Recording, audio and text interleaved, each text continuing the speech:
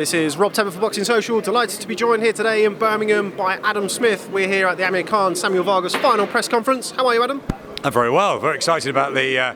Is it the new season? I don't think boxing ever really stops, but certainly it feels like my team are back from holidays and we're ready to go. We're ready to throw everything into what I think will be the biggest autumn-winter period, well, in many, many years. Anthony Joshua in a couple of weeks in a huge fight against Alexander Povetkin.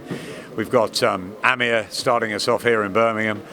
Huge amounts from both America and Britain over the course of the next 2 or 3 months. And fantastic competition as well, with Canelo and Golovkin next week, with a Super Series final, with a likely announcement, a proper announcement of Fury Wilder at some point, and then you've got, the Warrington-Frampton fight, great fights being made everywhere, and I think it's really good for fight fans, and a lot of competition makes us all, keeps us all on our toes, and hopefully will continue to provide real entertainment for everybody.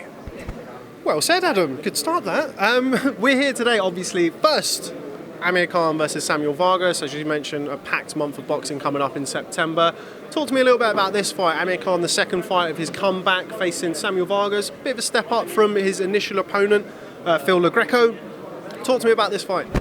I was hoping Phil Lo Greco, or the fight, would give Amir some rounds, because obviously the inactivity after the defeat to Canelo and the new relationship with Joe Goosen needs to be bed in the ring. There's nothing that is better than ring time. So while it was a fantastically startling performance, and it shows us one thing, that Amir Khan has retained all his speed, I'd like to have seen more from the actual fight. I'm sure Phil Lo Greco would have done, and I'm sure he's kicking himself now. But look, it was a great finish from Amir. You take the chance, you get rid of your opponent. He did the same with Dimitri Salita, who we now work alongside in America, and of course he watches that fight back just like Phil won't watch his. But it can happen in against Amir like it did with Bredis Prescott. So that's the risks that Amir likes taking. I'd like to see him get some rounds in the bank before hopefully a super fight at Christmas. And I think that Samuel Vargas is the right opponent for that. I think he'll come full of enthusiasm. I think he'll really bring the fight to Khan. He's got a good team from Canada, a good young team. I think he's worked really hard for this. And as you said, it is a step up. So I expect to see plenty of action Saturday. I think Khan will get the win. But I'd like to see it from a team sort of Khan business point of view. I think they would like to see him have rounds. So I think if they get the win, around about 6, 7, 8 rounds, I think it's a good night for everybody. But of course, Samuel Vargas knows that Amir Khan's chin has been a suspect on occasion. He's been down a number of times. So listen, an upset always can happen in boxing, and it could still happen on Saturday night. But I expect Khan to prevail and come through for a big fight. Now, it seems like with Amir Khan, certainly his recent career, or certainly the last 4 or 5 years, the fights that we end up talking about don't tend to be the ones that he's involved in over the years. It's always the Brook fight, and is it Pacquiao and so on next. Regardless, provided it's a win this weekend, if it's a first round knockout or a majority decision points victory, will the next fight be a super fight? Will it be a Manny Pacquiao or a Kell Brook, regardless of how he wins this weekend? I think it has to be. Amir Khan will relish the big fights, the world title opportunities, all of that. You got another good one over the other side of the pond on Saturday night with Danny Garcia and Sean Porter. So look, he could fight the winner of that. He could fight Keith Thurman. He could fight Manny Pacquiao. They were stablemates. That's obviously a really interesting fight.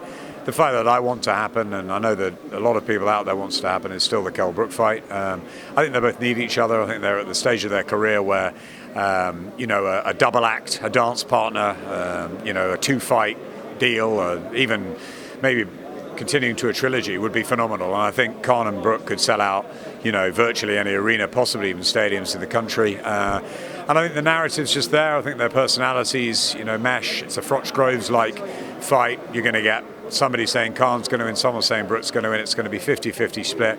I don't really understand why it's taken this long. Now they're under one promotional stable. I'm pleading with Eddie, make the fight. Pleading with the guys, come on Amir, come on Kell. They were so close to the fight being made before Amir went and fought Canelo. So close. And I know they both want the fight. But, there's politics involved. There's a lot of business. And, it's got to be right at the right time for both camps. But I'm hoping that it will be made within the next 6 months. Now, you mentioned seemingly the numerous times where that fight could have happened over the last few years. Is that fight still as big now as it could have been 3 or 4 years ago?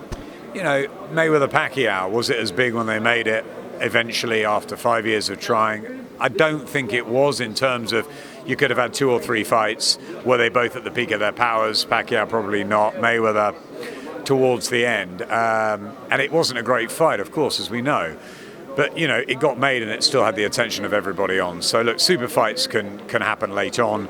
Yes, we missed AJ Wilder this September, but that can still happen next year. Now you've got Fury Wilder, AJ Povetkin, there's still big fights out there. Super fights are difficult, but I also think Khan and Brook need each other now. It's not really a super fight in America, Khan and Brook, but it is an enormous fight here. And I think that we want to remain the epicenter of boxing, the boxing market now. I know Eddie and DAZN are working very hard to establish everything in America, and we're looking forward to getting all the action from the States. Huge shows, Boston, Chicago, loads of stuff coming in this autumn and winter. We mustn't forget England, and we mustn't forget Britain and what has happened, what Eddie and Sky Sports have done, the revolution, the big shows at Wembley Stadium. And I think Khan-Brook is made for that sort of continuation. So I like to see Khan-Brook happen, be it at Bolton, be it at Old Trafford, be it at the Manchester Arena first, the rematch in the stadium in the summer, maybe something like that, a winter in one and a summer fight in the stadium. I just think it should happen within the next year and a half, and I think they'll both kick each other after their careers are finished if it doesn't. Amir Khan returns to welterweight against Samuel Vargas. First time he's made 147 pounds in a number of years now. As I understand it, Amir Khan will only take the Kell Brook fight 147 pounds. Why is that? He boxed his last fight over 150 pounds. He's also boxed above the welterweight limit, obviously against Canelo, but in other fights as well. Why would Khan only take that fight at 147 if he's boxed at 150 plus in the past? I don't know. I'm hearing Kell's going back to welterweight. Listen, I like the fight.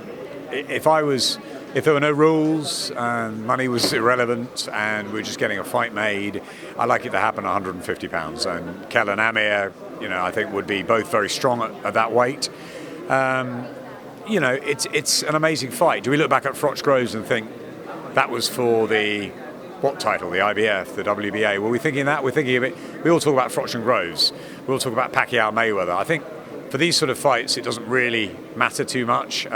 Yes, a world title adds, for the world heavyweight title, or with AJ and Wilder and Fury and that mix. If all the belts are on the line, undisputed obviously does. But I think some fights just, if they're made, hay and bellew, would it matter what it was for? And I think Khan and Brook is such a big fight that it won't really matter what it's for, and I don't think it really matters what weight it's at. I think people just want to see them fight. So I would do it at 150. If it has to happen at 147, I think that benefits Amir. I think if it happens at 154, it benefits Kell. So put it in the middle, and then, it's a 50-50.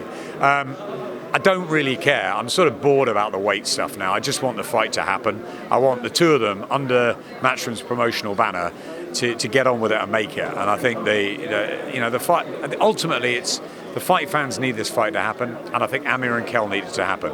I was just talking to Amir, and he says, "Yeah, of course I want that fight, but of course I want Pacquiao." There's always another one, and of course Kell would fight, Thurman or Garcia or Porter again, or Errol Spence again. There are other fights, but they've both got to sort of say, right, let's get in a room and make this one, because one of them could get beaten, and it again will. You say, is it as big a fight as it once was? Possibly not. If one of them loses, it's gonna sour it more. So my take is they have these sort of little warm-up fights, and we make this fight. But I'm not a promoter. I don't make the fights. I say to Eddie, I want that to happen. I say to Amir and Kell, I want it to happen. It's up to them to make it happen. So maybe you can put some pressure on them. I will if I actually get the chance to interview Eddie today. I'll do my best. Just staying with that, I appreciate that. I love Pacquiao Brook. I love Pacquiao Khan. They're also great fights. I'm gutted that we never got to see Ricky Hatton and Junior Witter, and I'm gutted we never got to see Lennox Lewis and Riddick Bowe. I'm a fight fan at its core. I want to see Brook and Khan. Just final one on the weight. I appreciate it's not your ideal subject, as with many boxing fans, but I think with this fight, it does bear a lot of relevance. Kell Brook obviously moved up to 160 pounds to box Gennady Golovkin, came back down to 147 pounds to fight Errol Spence, who has obviously gone on to be the consensus man to beat at 147 pounds. Seemed to be very happy, making all the right noises about going to 154 pounds. Now he's talking about coming back to 147 pounds after sort of a long history of saying that really wasn't safe for him. Obviously, Kell Brook coming off a couple of near career-ending injuries. Is it safe for Kell Brook to take that fight at 147 pounds, or is he only doing it as a potential cash-out? Safe's a difficult word, you know. Look, I'm not in his camp day by day.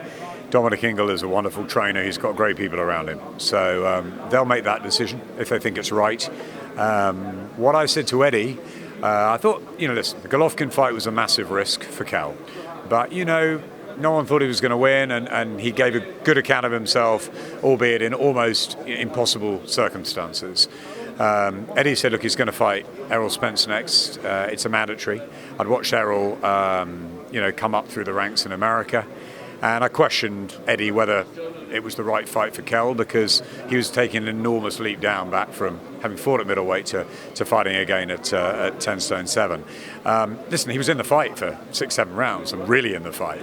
It was a great fight, and yes, Errol Spence showed his class, and maybe the weight did come into it at the back end. So do I think that Kell should fight at welterweight again? I don't know. Listen, it's up to his team, but as long as they get him right and conditionally he's right, that's all that matters. Do I think he's got a better chance of, say, beating Khan at 150? Yes, I think he does, because fighters later on in their career that drag themselves down, look at Manny Pacquiao, who went the other way, sort of moved up in weight, and they give themselves a little room. And I don't know. It was a surprising way of thinking, but maybe it's to fight Pacquiao, maybe it's to fight Khan at 147. If those fights get made, they are super fights. So they will make. I'm sure they'll make it fine. And as I said, I'm not with Kell every day.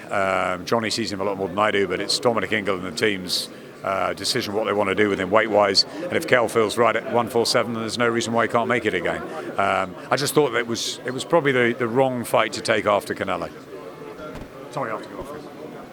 Just lastly, Kell Brook won a world title at welterweight when Floyd Mayweather was active. Manny Pacquiao was arguably not at the peak, but certainly a more prime version of the Manny Pacquiao that, for example, lost to Jeff Horn. I know he had a good bounce-back victory against Lucas Matisse. Do you think that Kell Brook made the most of holding a title during that glamour era in one of the division's hottest weight divisions? Listen, it was a wonderful win when he went out and beat Sean Porter. I mean, it was a fantastic win. And look, I think he's made money. He had a great opportunity to fight Golovkin, a modern legend at middleweight. And then Khan had a great opportunity to fight Alvarez. Were either of them right? Maybe not. I mean, certainly not for their boxing careers with defeats on the record, but financially they had a lot of money. Ultimately, that is a huge reason why these guys work so hard at what they do, is to be financially right and fit for hopefully the rest of their lives and look after their families. Look, I don't think people would advise Kell Brook to fight Gennady Golovkin if there wasn't a situation around there. But it was just something that happened, and the Eubank fight didn't come off, and suddenly there was an opponent needed. And look, he took the chance, and why not? Boxing is also about challenges. Back in the day, a load of them fought way above their weight, and so yeah, it didn't work out for him. I was more surprised at the Khan Alvarez thing, because I wanted the Khan-Brook fight to happen there and then. But he got a lot of money from Oscar and the team. So, and he did really well for 3 rounds. If it was a prize fighter fight against Canelo, he would have won. I always said for 6 rounds, I think he got a great chance, but for 12 rounds, it was always going to be tough. Canelo was always likely to catch up with him, and it was a very damaging defeat. But one thing Khan's got is huge guts. He's got a bounce back ability in him. He's got an inner confidence that sort of allows him to sort of strike out. I made a mistake, bomb, let's move on. And I really admire that in Amir. But as I go back to, I would like to see Amir Khan and Kell Brook fight, whatever the weight is, whatever the title's on their line, sooner rather than later. Adam Smith, thanks very much for speaking to Boxing Social. Always a pleasure catching up with you. Look forward to seeing you soon. No problem. Cheers, Adam. Thanks, mate.